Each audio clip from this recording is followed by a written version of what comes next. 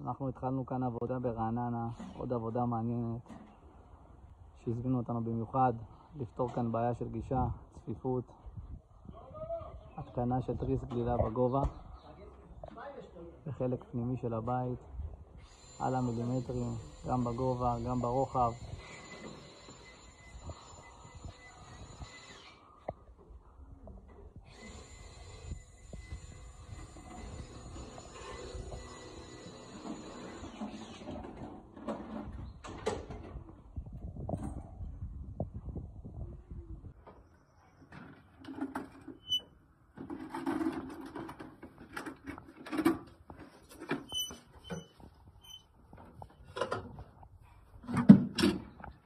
בא אליך את הכיפה.